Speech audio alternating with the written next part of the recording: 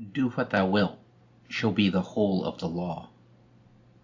Hi, I'm James Gordon, currently the Secretary General of the Thelemic Order. One of the duties of that role, for myself and everyone who comes after me, is to speak, periodically, to the Order and the Thelemic community on matters of social or public importance.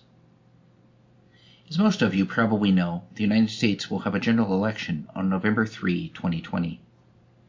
In keeping with the U.S. IRS rules for churches, however constitutional they may or may not be, we don't endorse specific candidates.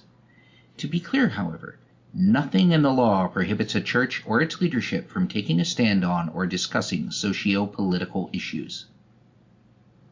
Thelema is based on the precept that we live in a new eon in which many changes can be expected.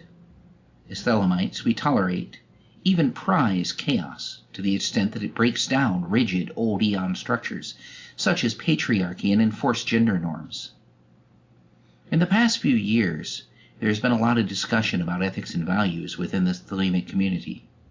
I've seen Thelemites who dare to suggest that we may have ethical responsibilities branded as cucked or worse. In the next few weeks before, and possibly after, the November 3 election, citizens of the United States will have to make many choices about what sort of government they prefer. Make no mistake, these choices impact not just the United States, but the entire world. The U.S., with just over 4% of the world's population, controls nearly a third of the world's wealth and is responsible for about 14% of its carbon emissions. Sadly, this is not a time when all those people who claim some form of esoteric enlightenment, despite our roots in Freemasonry and Illuminism, have stood up on the side of science and the profound valuation of human life. We have seen people wearing the 93 universal hexagram, symbolic of Thelema, participating with Proud Boys and battling for white supremacy in Portland. We have seen organizations that claim the heritage of those 18th century groups that despised despotism and understood that enlightenment entailed both spiritual advancement and science, tacitly endorse or affirm despots. That is unacceptable. While Thelema isn't bound by Aleister Crowley, he was its first prophet, and his writing describes many of its principles. There's not time here to go into all the fallacies which are applied to his work and writing, particularly his early work. It is a fact that a portion of his corpus was committed to paper at a time when the evils of social Darwinism had yet to be truly established and differentiated from real science. And some of those who've read his work use this portion of his writing to construct a heteronormative paradigm that reduces "do what thou wilt" to "do whatever you want."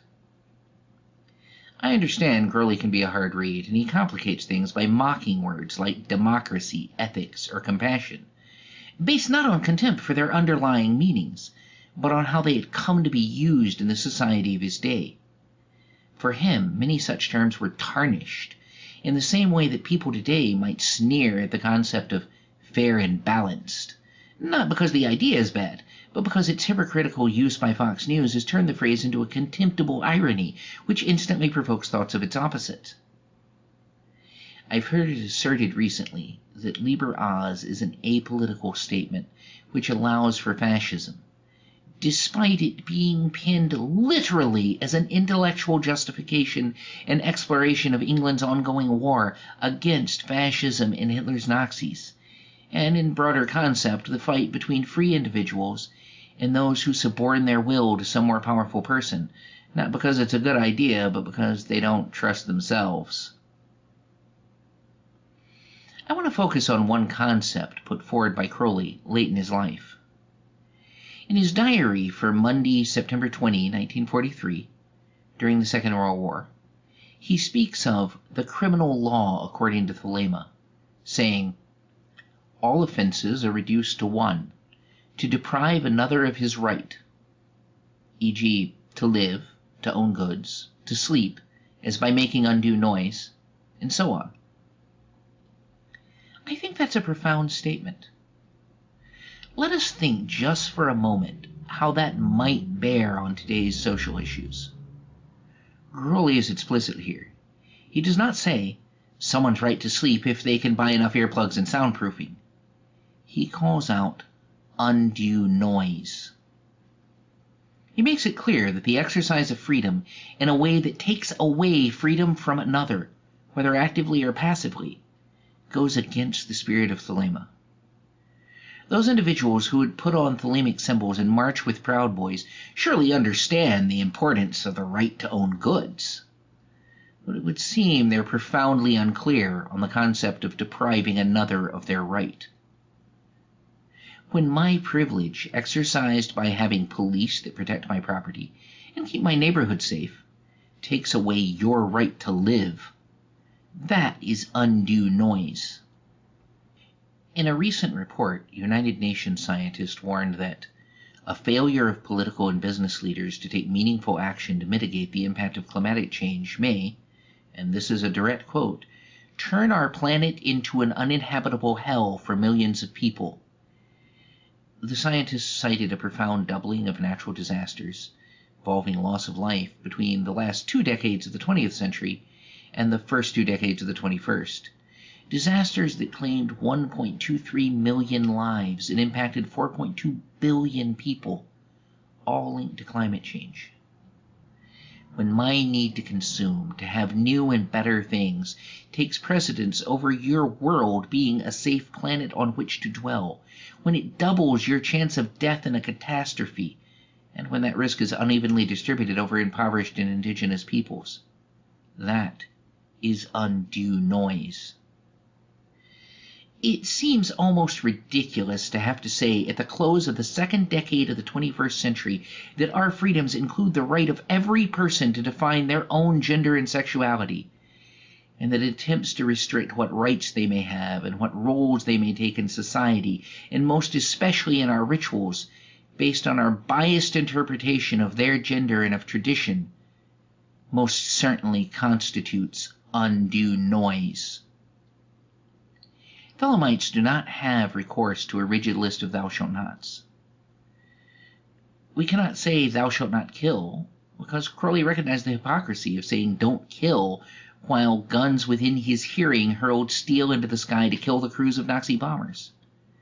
Rather than some rigid commandment which must needs be continually violated, he supported killing only those who would thwart human rights, placing those who kill to support privilege or exploit others for their resources clearly in the wrong, without condemning the RAF pilots that literally flew daily over his home to keep Hitler's Luftwaffe from taking away his right to live and breathe and write. These rights are intended to make us free, not to make us rapacious monsters who have no regard for the common good. Crowley told us, "Do what thou wilt does not mean do as you please, although it implies this degree of emancipation, that it is no longer possible to say a priori that a given action is wrong." But we're given plenty of further guidance on the concept of what freedom means. And always there is the understanding that our freedoms end where they harm someone else's freedoms. We are infinitely tolerant, save of intolerance. Realistically, we don't need to depend on what Crowley said. He believed that those who could grasp Thelema would have the fundamental understanding that racism and fascism and other forms of intolerance are bad, that they could distinguish between valid leadership and populist demagoguery, that we had the native common sense to realize that laying waste to vast swaths of the planet so we could have minor conveniences and luxuries was wrong.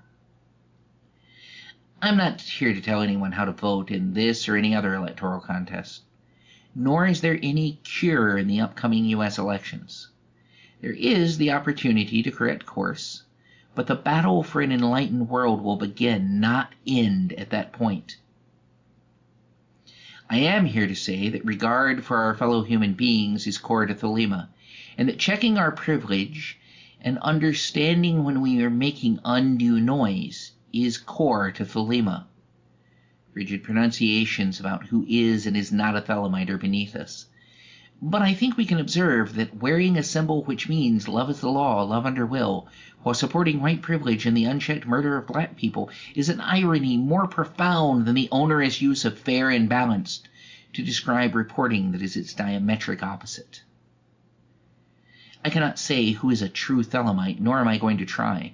But claiming to be a Thelemite or swearing an archaic century-old oath is not protection against the basic concept that we are infinitely tolerant save of intolerance.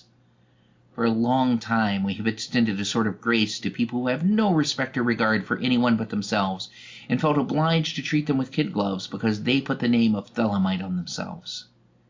Whether you wear a unicursal hexagram or not, if you side with the Proud Boys, we do not have to tolerate you. We are infinitely tolerant save of intolerance. It is time for people to wake up and take sides.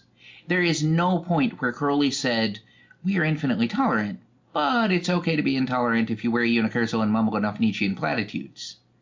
If you do not understand "do what thou wilt" does not mean do as you please, there is no defense for that in some metaphysical argument about the union of all things beyond the veil. We are infinitely tolerant save of intolerance.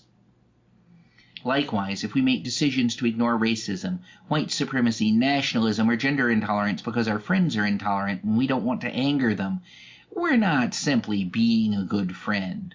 We're not being above the fray. We are abrogating our responsibilities. The phrase is not, "We are infinitely tolerant," even of intolerance when it suits us or might rock the boat. If we cannot verbally oppose our siblings and take adamant, absolute, and hard action to block them when they express support for neo-fascist tyranny, that is a weakness that no appeal to oaths can forgive. We are infinitely tolerant, save of intolerance. I have great respect for the many Thelemites who have truly helped promulgate the law, and there are many of you. The Thelemic Order seeks to establish not a heavy top-down hierarchy, but a meeting place for those of you who will to come, to discuss and share ideas, without an endless regurgitation of narcissistic and self-serving misinterpretations of Thelema. We are infinitely tolerant, save of intolerance. In the next few months, the course of the next half-decade at least will be decided. I do not know who are or are not true Thelemites, but I do believe that true Thelemites will be the ones who understand how to resist and prevail against undue noise. Love is the law, love under will.